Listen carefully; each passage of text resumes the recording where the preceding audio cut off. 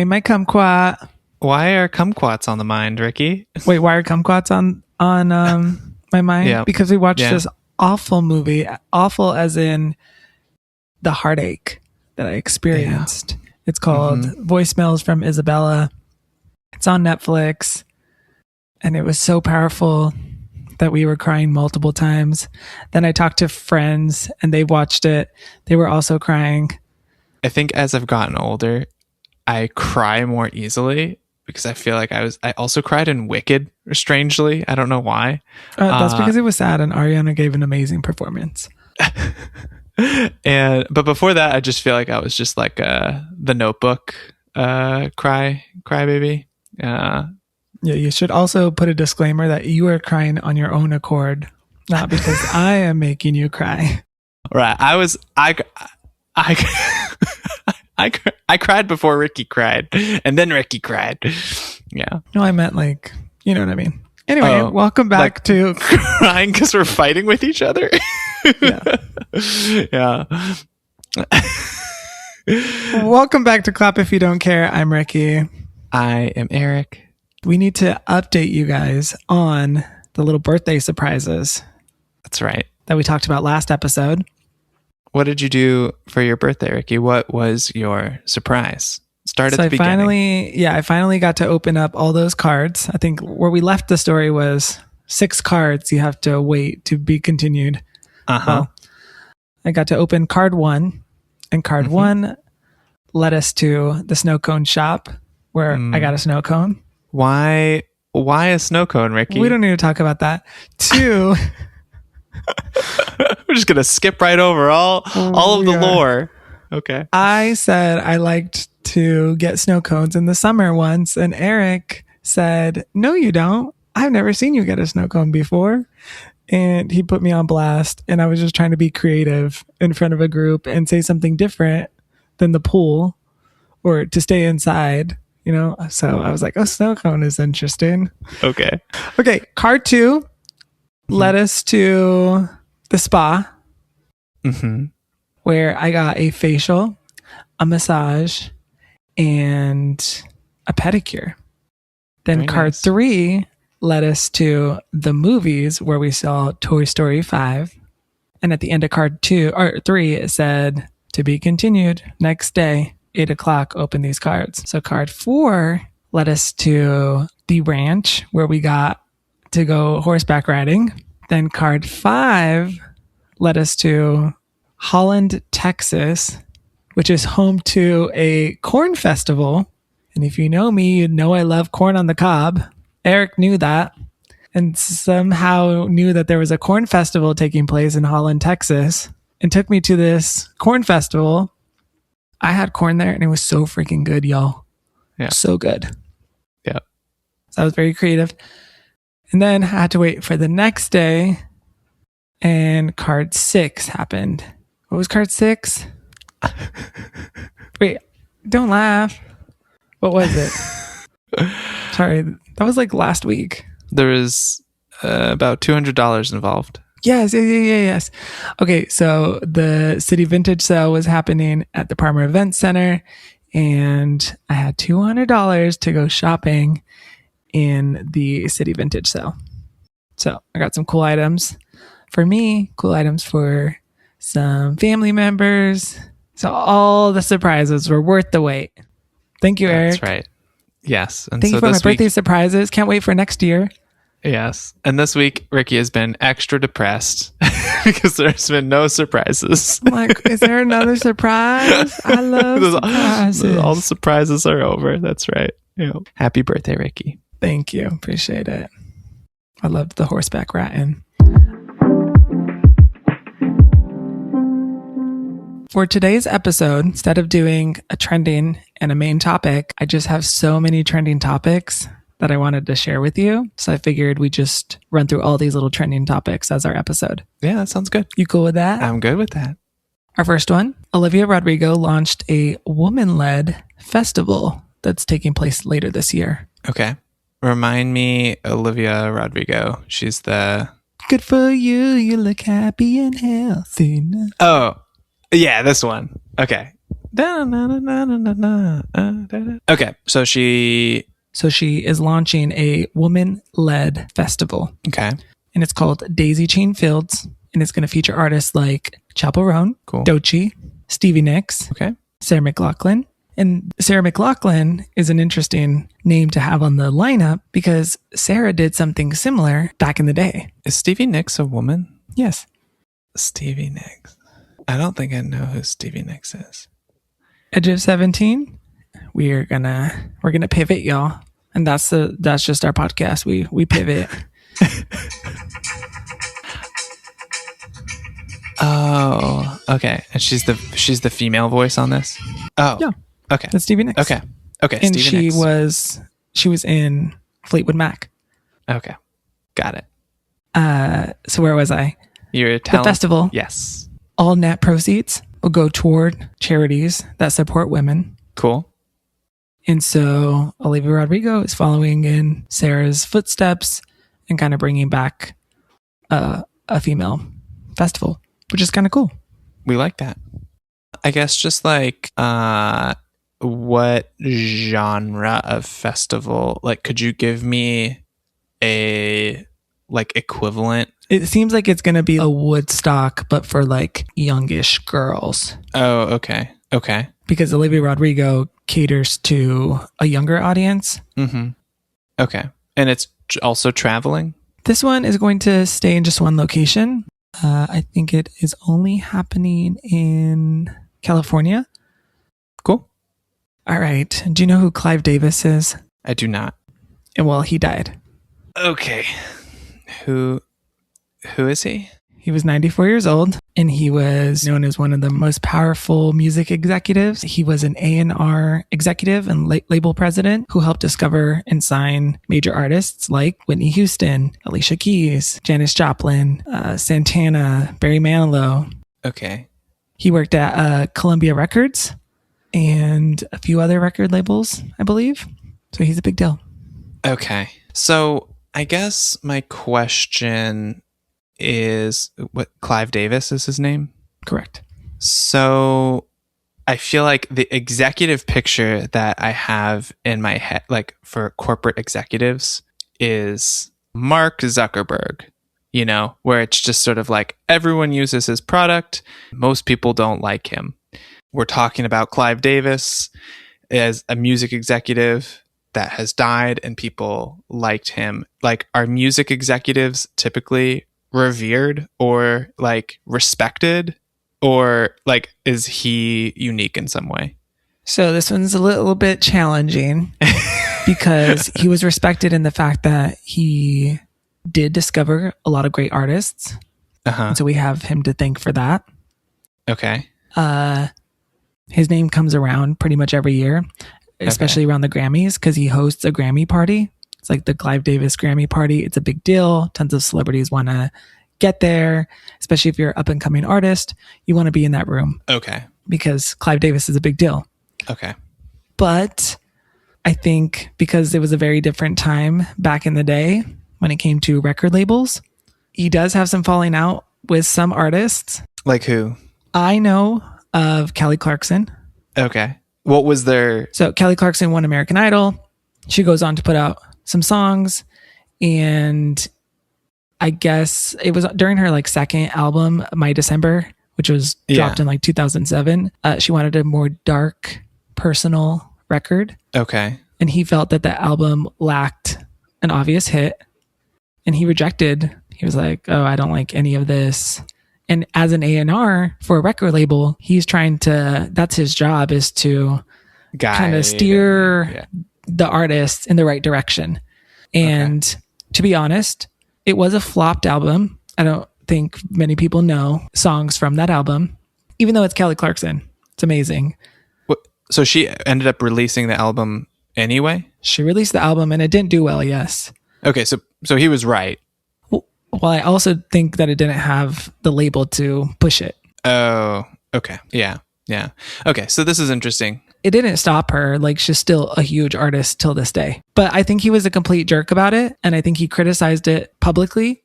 He wrote a memoir where he like talked crap about it. And I think she did an interview. I actually saw the interview this week. So it's kind of interesting that we're talking about this and you asked that question because I do know this in my head. Yeah. She was on Watch What Happens Live with Andy Cohen. And he asked, what's the drama with you and Clive Davis? And she was like, well, he was just not truthful and forthcoming. Yeah. No. Kelly Clarkson was told by Clive Davis that they were going to work on this song and that you were going to help write on the song. They fly her out to Sweden. This is her account.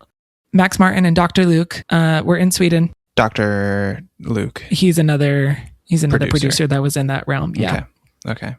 And apparently they already had it pre-written. Like they already had the song done. And so she said she felt like an idiot because she was like, here I am thinking that I'm going to have some kind of writing credit on there and I don't. Yeah. And so I came prepared and the song was already done. So I'm just there to cut the vocal. So this is the Since You've Been Gone? Yes. Oh, she didn't write that? She feels like she was lied to. No. Oh, okay. So see, this can, I know that we've actually already talked about this, but it continues to surprise me that I guess I just always like associate like artists as having written all of their work. And I guess there's a large portion of artists who do not. And I guess maybe that's just common knowledge to you, but it's not to me. Yeah. And also like Miley Cyrus. Yes. Party in the USA. Yeah, so she didn't write that. That was Dr. Luke and Jessie J. Yeah. Okay. So there's a lot of songs that are pitched. I think how Kelly Clarkson in this interview had talked about it was she receives a song and say it's already written and she loves everything about it. She might just leave it alone and not want to touch it. Or maybe the song doesn't fit for her. Maybe it's a little bit too young and she wants to add something a little bit more, current. She's a mom of 2. So, what if the lyrics just don't match? Yeah. Where she is in life and she wants it to be authentic, she might change a word or two. You get songwriting credits because you have helped write the song now, even if you changed a few words. So I think a lot of artists don't really write their songs. And we could do an episode on that if you wanted. I mean, maybe, yeah. Anyway, so this is the drama with Kelly Clarkson and Clive Davis. And so she just didn't like how he went about it. And actually, so that's interesting, right? Because it gets to kind of the topic about, I think it was in the Lizzo episode where we were talking about, do record labels have a role in like, has the role of record labels changed in modern day music? And I think the answer to the question is sort of unequivocally yes, right? Because there's these self-made artists that are self-promoting and that sort of thing. It's like, okay, what's the purpose of a record label? And so maybe I'm just intuiting here, you tell me if this is correct or not, but was Kelly Clarkson one of the first examples of maybe a self-made person because the record label didn't make her? She made herself through American Idol? There was still a corporate giant pushing her and... Right. A different corporate giant though. I don't know if... Yeah. What I will say, what was interesting that you just mentioned that kind of like sparked my memory. Clive Davis, Simon Cowell. These are names that are big in the music industry, but I don't know if I could name one right now. Oh, interesting. There's not like, Like, I don't know if I know a label head that I'm like, oh yeah, they're making moves. They discovered this person. They discovered that person. Why? Because the people are discovering people on TikTok. Right. Yeah. So it sort of reinforces the whole what's the role of record labels thing. Yeah. That's interesting. Okay. So just real quick, and then we can go on because I know you have some other topics, but I just want to know, because we covered kind of why people don't like Clive Davis, but I feel like we started with like some positives. He did do a lot and he was very notable. I think he had a knack for helping artists fine tune. And I think maybe we talked about it in the Lizzo episode, but the role of a record label, sometimes there were these camps that were kind of helping guide and train these artists, with PR or with dance lessons or vocal lessons or, experimenting with different sounds, putting them in the right rooms with certain writers or producers. And I think he was very good at that. And so I think that's why we have the legends, that I mentioned earlier, such as Whitney Houston. but I think he has left a huge impact on the music industry. And I think that is why he's in today's episode. Yeah. Okay. So basically, Clive Davis really, he was an opinionated guy and he knew the industry and that kind of cut both ways. And some people really like him and occasionally some people really dislike him. Okay. All right. Our next trending topic, we actually just talked about her, but I wanted to give an update. Okay. Lizzo. Oh, back to Lizzo. Okay. We're back to Lizzo. So this was in our first episode. If you're just now joining us, we talked about Lizzo and her album rollout and how she felt that the record label wasn't helping push her album like she wanted to when it came to marketing. Well, she released that album. This is fun, actually. Yeah. This is what is fun. I'm enjoying kind of getting the real-time updates on some of this stuff. And this is a significant update, and that's why I'm bringing it. Okay. Well, the album tanked. Like it sold like 2,000 copies. What's a normal sales and what is that measuring? Is it like when you say sold 2,000 copies, are you saying like someone went to this store and bought a vinyl record or a CD? Is that both? Yeah. Or you bought that album through digital sales like iTunes or something like that. Okay. But we're still measuring success of an album based on purchases like that? There's a breakdown formula on Billboard. Okay. So you have like pure sales and then you have streams and then you have airplay. And that's what determines where you land on the Billboard Hot 100 or singles show up on the Hot 100 and albums show up on the Hot 200. Okay. And let's compare her to Olivia Rodrigo, who just like, I think she got like 500,000. Taylor Swift will sometimes do 1 million. Wait. Hold on. Okay. So I just want to make sure I understand this because this is interesting. She sold, there's pure sales, which is the physical copies, digital copies that you purchase from iTunes, that sort of thing. There is streams. And then you said airplay, which is you're not referring to the Apple technology. You're referring to airplay as in like it's being played on the radio or in the background at a coffee shop or something like that. I don't think anybody knows what airplay is, but yes, the radio is airplay. Okay. And so she sold 2,000 and Olivia Rodrigo sold 500,000. Yeah, I can get you the exact Olivia Rodrigo number, but I know it was like 400. Okay. I mean, 2,000 copies is like nothing. How do her streams do? Is it just nobody's buying it, but maybe people are streaming it? Well, to put into perspective, she did not chart on the Billboard 200. The album that Lizzo dropped in 2022 debuted at number 2. Okay. And so her previous album was number 2 on Billboard Top 200. Mm-hmm. And this one didn't make it to even 200 or 199. Didn't even make it. Yeah. So I'm back from doing some research and I have Olivia Rodrigo's numbers in front of me. It was 485,000, which is the mix of sales and streaming, but still impressive because she sold 273,000 physical copies.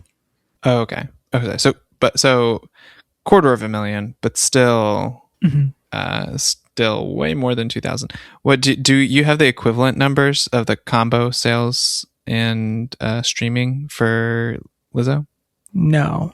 Chart data comes out on Twitter sometimes. Okay. It's like pre-calculations and there's predictions, and that helps stan culture, which was coined by Eminem. Eric taught me.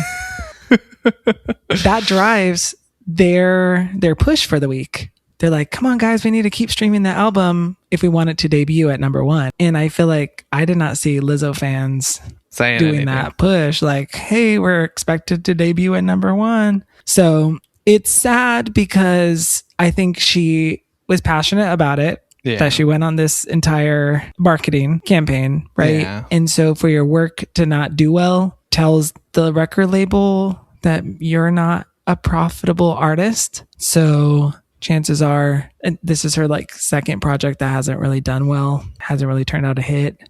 And so it's probably likely that we will see, and I don't wish this upon her, but maybe it's time for her to find another record label or go independent and separate from them, because maybe you guys have two creative differences and things are not working out. Interesting. Okay. Yeah. I think the thing that I find most interesting about this is just sort of the evolution of artists and their relationships with the record labels. Is that the technical bits around this are kind of interesting to me. I should also mention, and I haven't mentioned this about her, but there was a harassment lawsuit against her from some former backup dancers. And so I don't know if that has anything to do with it. And maybe people have like turned against her and they're just not her fan anymore. Okay. Or there's other artists that are in her category of like pop, rap, female artists like Doja Cat or Doechii. And maybe fans are just gravitating towards them instead of her. Okay. I don't know. But yeah, I thought it was an interesting update, and that's why I wanted to bring it here. All right, our next topic, we've already talked about one of these guys, Max Martin. Okay. And another producer from Sweden. His name is Shellbach. They have sold a portion of their catalog. Yeah, I guess I don't really know like what that means, like a catalog. So artists or producers have master recordings, and they can sell some of those off. They can sell like the publishing or songwriting credits to these like equity groups for money. So Katy Perry's done it. Justin Bieber has done it.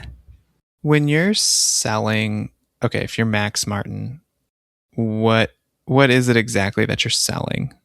From the article that I read, I think he's selling maybe just the publishing rights to the song. Sure. This is the voice of Ricky editing the podcast, and I realized that I maybe didn't give the best definition of a catalog sale. And so here's that definition. A catalog sale is when an artist, a songwriter, or in this case, Max Martin, a producer, sells some or all of the ownership that they have in their body of work. So a catalog is the collection of songs that someone owns rights to. So that could mean every song they've ever written, songs from a certain era, or only a portion of their rights if they choose to sell it off. Some artists make money off of their music, and instead of that catalog making money for them over a period of time, they could choose to sell it off now and get that money up front.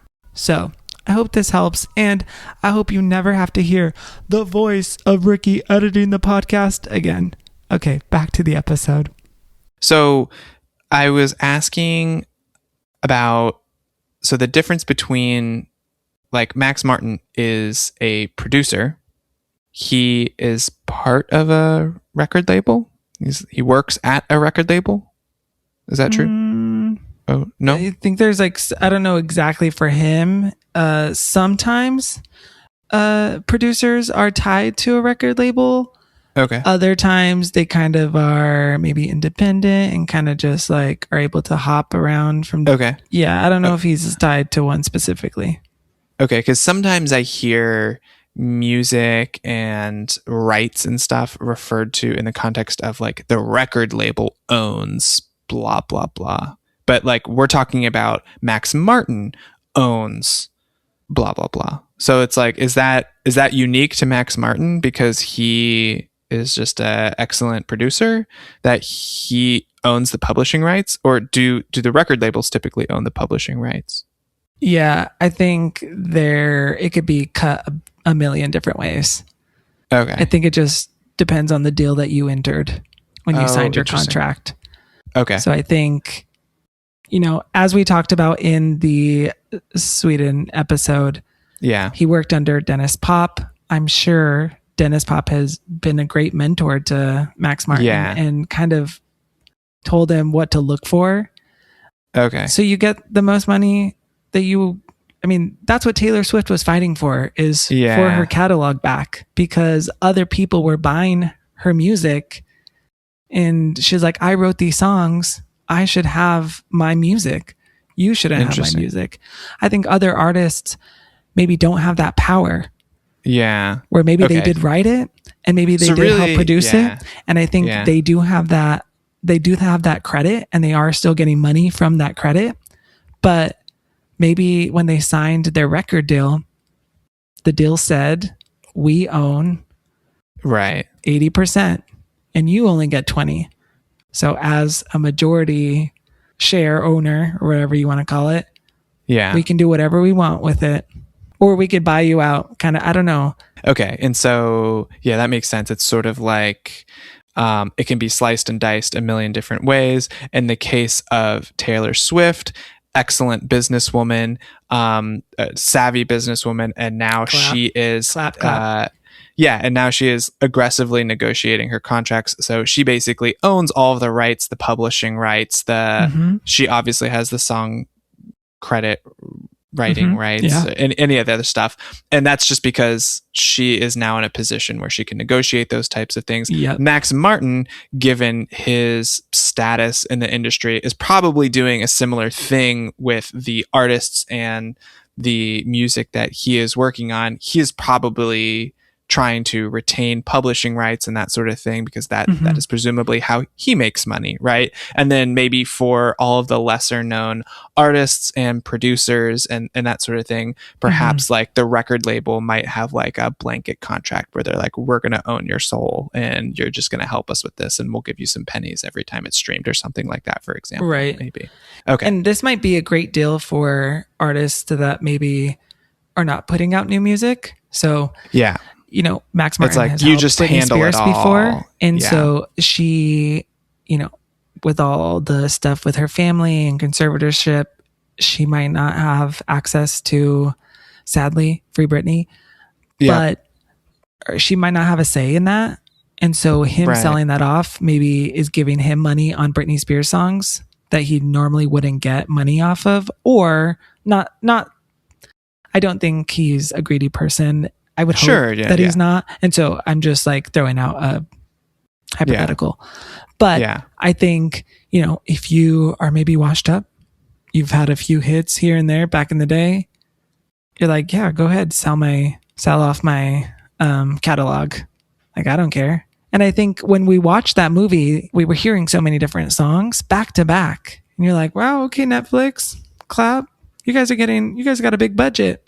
But maybe it's because a company like the one that just bought a portion of this catalog, they're like, oh, you guys are filming this movie. We have this song and this song. And now they have this entire playlist for this movie. Yeah. And that makes sense. So it's sort of like ruthless capitalism, right? It's like you can make money from songs in a number of different ways. And one of the ways you can do it is like, you could be Max Martin and you could just own these rights. But if you sold these rights, then the private equity firm, you know, will have a whole marketing and sales team that's going to go out and partner with everyone in Hollywood and say, look at this big repository of all these songs that we have. We're going to do some big deal with you and try to cash in on all that stuff. Okay. So this is, I feel like we separately need like this is like going to be a recurring little like legal corner legal corner of our podcast, just because this is an interesting intersection of the two things that we're both really passionate about that I'm noticing. So we're probably always going to go here, and I'm just going to call this Eric's little legal corner. So pause for an ad, because let's say, hey, are you listening to Clap If You Don't Care? And are you a legal expert? We'd like for you to come on the podcast. Come on and explain where we are getting these things wrong. Yeah. I mean, I'm interested too, but Eric's the one with the questions, the good questions, might I add. Yeah. Sponsored by Legal Zoom. Well, not sponsored by anybody, but if you guys do want to sponsor us, let us know. Yeah. We could use better mics. Yeah. Okay. So I want to leave you with this. I thought it was interesting because you're a book nerd and we're in a book group. So, you know, celebrities will have side hustles. Some artists do makeup. Some artists put out perfumes, but you rarely see an artist opening up a bookshop. Do you want to guess who this artist is? Anybody from the UK? Talk to me. Oh, good guess. Olivia Dean. No, it wasn't Olivia Dean, but she does look like a reader, right? No, Dua Lipa. Whoa. Yeah. Cool. So she is opening up a bookstore in Portugal. Shout out Portugal. I was supposed to go to Portugal for a wedding. Shout out Tori and Chaz. They listened to the podcast. And I just thought it was interesting that she wanted to do that. I feel like spreading words through books is so much better than doing a perfume or doing a fashion line. That is cool. Yeah, the only thing I was going to say is, I guess the difference between Dua Lipa and all these other folks that have these little side hustles is those other side hustles, they're doing it to make money. And my guess is this bookstore is not going to make Dua Lipa any meaningful amount of money. Hey, it could. I was just saying. I don't think that's you're not doing it for the money, but I appreciate it. I did some research because I wanted to see, like, have we seen, like, Dolly Parton this week opened up a truck stop. It's like her own Buc-ee's. It's like Dolly Parton's like truck stop, which is iconic. That's amazing. Let's go on a road trip again in the EV and drive through this Dolly Parton truck stop. Yeah. But where is it? Tennessee, I think. Oh, okay. I think. Yeah, let's go. So, this. I wanted to see if there were other artists that have launched a library, and so I know her Imagination library is very different, and it's giving free books to kids. Dolly Parton. Yes. I didn't know she had a library. But Oprah has a book club. The Obamas have a book club. Reese Witherspoon has a book club, but that's like an online kind of thing. Yeah, they're not bookstores. So this is kind of cool that it's a bookstore. She's bringing books back, y'all. So that's all I have for you. Thank you, Ricky. Great. Clap, clap, clap. All right. What have you been listening to, Eric? All right. So for this week, for what I've been listening to, it is 15 Different Ways by Ian Kieffer. It's just kind of, the song tugs at your heart a little bit. I'm just bad at having a language to talk about music sometimes. I think you know that, but you're right though. It does pull on your heartstrings. Is that what you said? Yeah. Because it makes you feel an emotion, but you don't quite know what that emotion is. Yeah. I'm feeling loved. Yeah. Or a little melancholy. Yeah, it's more it's melancholy. Yes. I think it definitely is melancholy for sure. And it sounds like a little bit of like a coming of age. Or yeah. That's you're staring out the window and it's raining. Exactly what it is. Yeah. I think that's how I would describe the song. Yes. It's really good. I like the guy's vocals. Yeah. And I also have the song saved, and I'm interested to hear more from him. Or what about you, Ricky? What have you been listening to? One of my songs came out months ago, and I listened to it on repeat, and then I rediscovered it over the weekend on our birthday adventures, and it's called Here. It's Mumford & Sons featuring Chris Stapleton, and Marcus Mumford has a unique voice, and when you add in Chris Stapleton and his raspiness and buttery vocals, I don't know, it just made for, amazing song. And I just love the, here's my pride and here's my shame. His little vibrato. Here's a voice and I can't go. Yeah. And also, it's just so catchy. Yeah. And I don't really know what the song is about. And I probably should pay attention. And I've played it so many times. I just think I try to sing it every single time. Yeah. That I'm not really actually paying attention to the lyrics. I need to do that though. Yeah. And the other thing that I'm listening to is the new album, Sweet Fortune by Ryan Beatty. I talked about it on the most recent New Music Friday. It's really stinking good, y'all. He has these like R&B pop vocals similar to maybe Justin Timberlake. And the genre of the music kind of leans R&B, but country at times. I haven't heard this yet, have I? You did hear one of the songs, Secret Language. Yeah, okay. I don't know. It's interesting. It's great. He wrote songs for Cowboy Carter, which is Beyonce's country album. And he has helped write songs with Miley Cyrus. He's definitely an artist to watch. And I liked his past albums. So I'm really excited about this one. Glad we got it. That'll do it for this week's episode of Clap If You Don't Care. Don't forget to share this podcast with your friends. And if you want to pitch a topic, or maybe you're that legal expert that we need, Don't forget to email us at icare@ericky, ERICKY.xyz. And y'all, we have literally received 0 emails. So if you want to be the first person to email, if you want to be the first person to have emailed us, you could email us. Just do it. You could just write an email, say hello. You don't even have to do anything. We'll give you a little shout out. Gosh, do people write emails anymore though? Emails are great. That'll do it. Bye. End it. All right. Bye.